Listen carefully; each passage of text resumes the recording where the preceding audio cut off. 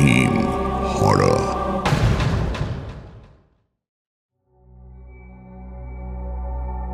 Ratan master গাঁয়ের আর 5টা লোকের মতন নয়, বরং একটু বেশি রকমেরই আলাদা।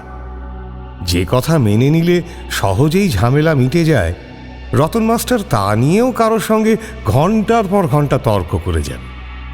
শেষমেশ যতক্ষণ না উল্টো দিকের লোকটা বাধ্য হয় কিংবা বিরক্ত হয়ে রতন মাস্টারের সব কথা মেনে নেয়। কিন্তু মাঝে মধ্যে যখন শেয়ানে শেয়ানে সাক্ষাৎ হয়ে যায়, তখন ব্যাপারটা হয় দেখার মতো। যেমন এই কদিন আগেই নরেনের চায়ের দোকানে মাধব ঘড়ুইয়ের সঙ্গে রতন মাস্টারের বিরাট একখানা তর্ক লেগেছিল। দোষটা অবশ্য রতন মাস্টারেরই। মাধব ঘড়ুই হাটে বাজারে জিনিসপত্র বেচা কেনা করে, অনেক রকম মানুষ দেখেছে, অনেক জায়গায় ঘুরেছে, তার অভিজ্ঞতার ঝুড়ি ভর্তি। সেই অভিজ্ঞতার কথাই গাঁয়ের আর 5 জনকে বেশ রসিয়ে রসিয়ে সে শোনাচ্ছিল। অন্যদিকে রতন মাস্টার গাঁয়েই জন্মে, গাঁয়েই পড়াশোনা করে, গাঁয়েই মাস্টারি করছে। তার আর কতটুকুই বা বোধ? অন্ততপক্ষে গাঁয়ের 5 জন এমন হিসেবেই চলে। তাছাড়া অতিরিক্ত তর্কাতর্কিতে জড়ানোর জন্য গাঁয়ের লোকে রতন মাস্টারকে একটু এড়িয়েই চলে। বাড়িতে ছেলে মেয়ে কোনো কাজ না করার বাহানা দিতে যদি পড়ার কথা বলে, বাড়ির লোক ধমকে বলে, অত বেশি পড়ার দরকার নেই বাপু, নইলে ওই রতন মাস্টারের মতো পাগলা জগাই হয়ে লোকের সঙ্গে ঝগড়া করে বেড়াবি। হ্যাঁ, ছেলেমেয়েরাও এমন ভয়ঙ্কর ভবিষ্যতের ঝুঁকি না নিয়ে পড়ার বই ছুঁড়ে ফেলে কাজে মন দেয়। যাকে সেই সন্ধ্যের চায়ের দোকানের প্রসঙ্গেই ফিরি। মাধব ঘড়ুই আস্তে আস্তে তার নানা রকম ভৌতিক অভিজ্ঞতার কথা বলছিলেন। লোকজন শুনে রীতিমতো উত্তেজিত হয়ে উঠছিল। আড্ডার মেজাজ শব্দ। হঠাৎ তখনই চায়ের ভাঁড়টা ছুঁড়ে ফেলে রতন মাস্টার বলল, সব গাল গল্প। আমি তো জানি ভূত বলে আসলে কিছুই নেই। গায়ের মধ্যেকার চায়ের দোকানে ভূতের বিশ্বাস না করা মানে ভগবানে অবিশ্বাস করার মতোই সমান পাপের। স্বাভাবিকভাবেই কেউ কথাটা পছন্দ করল না। মাধব ঘড়ুই ব্যঙ্গের হাসি হেসে বলল, বলছি মাস্টার, শহরের দিকে শুনেছি গা হাত পার মতো নাকি মাথারও ডাক্তার বসে। একদিন আমার সঙ্গে গিয়ে দেখে আসতে পারো? ভিড়ের মধ্যে এমন অপমানে রতন মাস্টার তো তেলে বেগুনে জ্বলে উঠল। বেঞ্চি থেকে উঠে দাঁড়িয়ে হাত নেড়ে নেড়ে বলতে শুরু করলো, যত ভূত সেই সব গাঁগঞ্জে, যেখানে এখানকার কেউ যায়নি, তাই না? পারবে পারবে এই গাঁয়ের মধ্যে ভূত দেখাতে পারবে? মাধব ঘড়ুই হো হো করে হেসে উঠল। তা মাস্টারের তো বললেই হয় যে গাঁয়ের ভূত দেখার শখ হয়েছে। তোমাকে আরো কাছে বন্দোবস্ত করে দিচ্ছি। বলছি কি, তোমাদের বাড়ির দক্ষিণে যে বিলটা আছে, রাতের বেলা ওদিক পানে তাকিয়েছ কখনো? না, বিলটা পচে গেছে বলে ওইদিকে জানলাটা বন্ধই থাকে। কবে থেকে বন্ধ থাকে? ছোটবেলা থেকেই বন্ধ থাকে, তবে থেকেই তো পচা। আজ বাড়ি গিয়ে জানলাটা খুলে দিও, কেমন? জানলা খুললেই ভূত দেখতে পাবো, তাই না? জানলাটা খোলা রাখলেই দেখবে বিলটা কেমন যেন টানছে তোমায়। দেখবে তোমার মনে হবে একবার তুমি তাকাতে পারো। তাকালেই দেখবে বিলের ওপারে একা একটা তাল গাছ দাঁড়িয়ে, পাতাগুলো কেমন যেন অদ্ভুত একটু। কিন্তু যদি চোখ সরিয়ে ফেলো, তাহলে কিন্তু আর ভুলেও তাকাবে না। কেন আর তাকাবো না কেন? তাকাতেই পারো, কিন্তু যতবার তাকাবে ততবার দেখবে তাল গাছটা ঠিক আগের জায়গাতে আর নেই।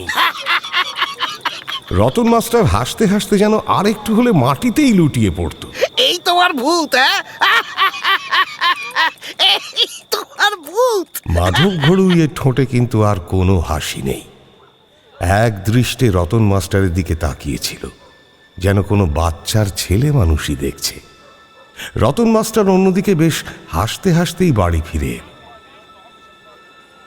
এই গাঁয়েই জন্মেছে, আজ অবধি কখনো এ ব্যাপারে কারো মুখে কিছু শোনেনি। তাছাড়া তাল গাছ সরে সরে যায়, এও কখনো সম্ভব? বাড়ি ঢুকেই সবার প্রথমে দক্ষিণের জানলাটা সে খুলে দিল।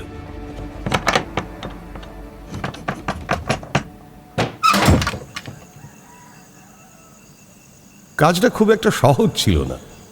এতদিন ধরে বন্ধ থেকে থেকে জানলার পাল্লাগুলো আঁটোসাঁটো হয়ে গিয়েছিল। খুলতে গিয়ে বেশ ভালো রকমই বেগ পেতে হলো। তারপর ফিরে এসে বিছানায় বসে ছাত্রদের পরীক্ষার খাতাগুলো খুলল। কিন্তু হঠাৎ মনে পড়ল, জানলা দিয়ে বিলের দিকে তাকানোর কথা ছিল, সেটা তো হয়নি। তারপরেই মনে পড়ল, মাধব ঘড়ুই বলেছিল জানলাটা নাকি টানবে। নিজের মনেই হাসল রতন মাস্টার। যত সব আজগুবি কথা, জানলা নাকি টানবে, চুম্বক নাকি? কিন্তু খানিকক্ষণ বাদেই হঠাৎ রতন মাস্টারের মনটা ছটফট করতে শুরু করলো।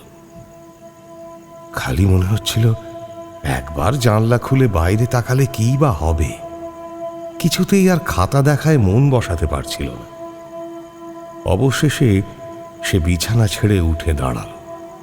তারপর ধীর পায়ে এগিয়ে গেল সেই খোলা জানলাটার দিকে। চাঁদ গোলে জোছনা হয়ে ঝরে পড়ছে বিলে, টইটম্বুর জল, আর পরিষ্কার আকাশে একমাত্র অন্ধকার হয়ে দাঁড়িয়ে আছে তাল গাছটা। এমন অপরূপ দুনিয়ার জন্য শুধুই মুগ্ধতা কাজ করে, ভয় কোথায়? রতন মাস্টার বেশ অনেকক্ষণ এক দৃষ্টিতে চেয়েছিল, কিন্তু তারপর কাজের কথা মনে পড়তেই আবার ফিরে এসে বিছানায় বসল। তখনই মনে পড়ল, আবার যদি তাকায় তাহলে নাকি তাল গাছটা আগের জায়গা থেকে সরে যাবে। এটা কি সম্ভব? আবার তার মনটা ছটফট করতে শুরু করলো। এমন গাল গল্পে বিশ্বাস রতন মাস্টার একেবারেই করে না, কিন্তু অবিশ্বাসের টানও কি সহজ? কৌতূহল তার মনের ভেতর আকুলি বিকুলি করতে শুরু করলো। আবার উঠে দাঁড়ালো রতন মাস্টার, জানলা দিয়ে তাকিয়ে দেখল, তাল গাছটা একটু কাছে এগিয়ে এলো। চশমাটা খুলে পাঞ্জাবিতে মুছে নিয়ে সে আবার সেটা চোখে দিল। না, সত্যি তো একটু কাছে এগিয়ে এসেছে। এটা মনের ভুল, কিন্তু পাতাগুলোও যেন কেমন কেমন একটা দেখাচ্ছে। তাল গাছের পাতা তো এমন হয় না। রতন মাস্টার ফের তাকালো। অবিশ্বাস করার আর জায়গা নেই। গাছটা যেন এবার বিলের একেবারে মাঝখানে চলে এসেছে। রীতিমতো ভয় পেয়ে গেল রতন মাস্টার। আঁতকে উঠল সে। বেরিয়ে এলো ঘরের বাইরে। সে একাই থাকে, সঙ্গে কেউ নেই। কি করবে এত রাতে বুঝে উঠতে পারল না। শেষমেশ সারা রাতটা জেগে কাটালো সকাল হওয়ার অপেক্ষায়। আর সকাল হতে না হতেই ছুটল মাধব ঘড়ুইয়ের বাড়ি। মাধবদা, ও মাধবদা, আমায় বাঁচাও, তাল গাছটা সত্যি সত্যি এগিয়ে এসেছে গো। মাধব ঘড়ুই প্রথমটায় খুব মজা নিল, কিন্তু রতন মাস্টার যখন পায়ে লুটিয়ে পড়ল তখন মাধব ঘড়ুইয়ের একটু খারাপই লাগলো।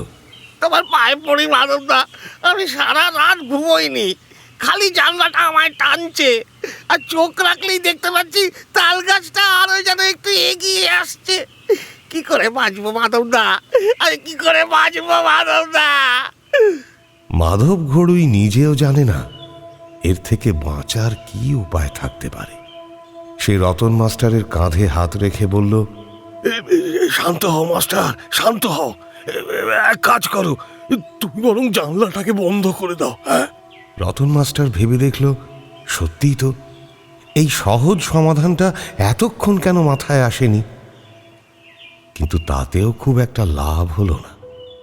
সন্ধে হতে না হতেই ফের মনে হলো, জানলাটার দিকে তাকিয়ে একবার দেখলে হয় না? হতেও তো পারে সবটাই চোখের ভুল। সারা সন্ধেটা মনের ইচ্ছে চেপে রেখে বসেছিল, কিন্তু মাঝরাতে সে আর পারল না। জানলাটা খুলে চোখ রাখলো বাইরে। আর আশ্চর্য ব্যাপার, তালগাছটা কাছে আসা তো দূরের কথা, দেখাও যাচ্ছে না।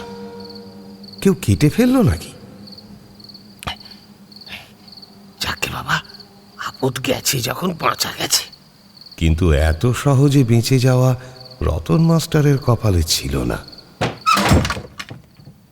জানলাটা বন্ধ করে বিছানায় শান্ত হয়ে বসল সে। একটু অন্যমনস্কও হয়ে পড়েছিল। হঠাৎ টের পেল শ্বাস প্রশ্বাস যেন জোরে জোরে পড়ছে, আর প্রতিটি শ্বাস প্রশ্বাসে যেন গাছের পাতা ঝাপটানোর আওয়াজ হচ্ছে। সজাগ হয়ে পাশে তাকাতেই সে দেখল তালগাছটা একেবারে ঘরের ভেতর ঢুকে এসেছে। ছাদ ভেঙে অনেকটা উঠে গেছে। চিৎকার করে উঠল রতন মাস্টার। বিছানা থেকে সে আছড়ে পড়ল মাটিতে। তারপর চেয়ে দেখল গাছটায় কোনো পাতা নেই, বরং পাতার জায়গায় মানুষের মাথা ঝুলছে। ভয়ঙ্কর মাথা, গলাগুলো যেন তাল গাছটা থেকেই বেরিয়েছে। আচমকা সেই মাথাগুলো একসঙ্গে বলে উঠল, কি বলেছিলে? ভূত বলে কিছু নেই, আমরা বলতাম। তারপর আমাদের এই অবস্থা।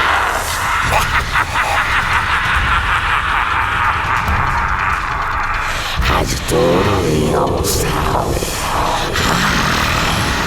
আমাদের কাছে চলে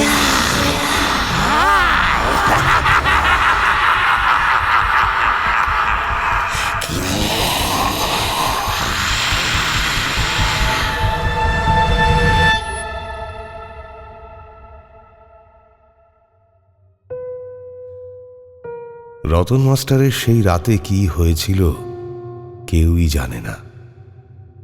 তবে গাঁয়ে আর তাকে কখনো দেখা যায়নি।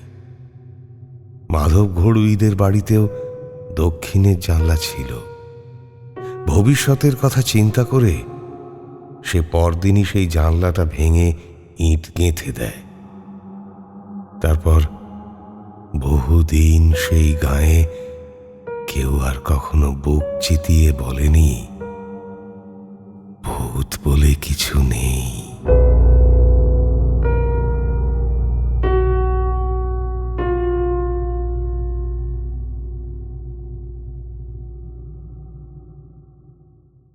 হাড়হিম হরর আপনারা শুনতে পারেন এক্সক্লুসিভলি মির্চি বাংলার ইউটিউব চ্যানেল এবং গানা অ্যাপ।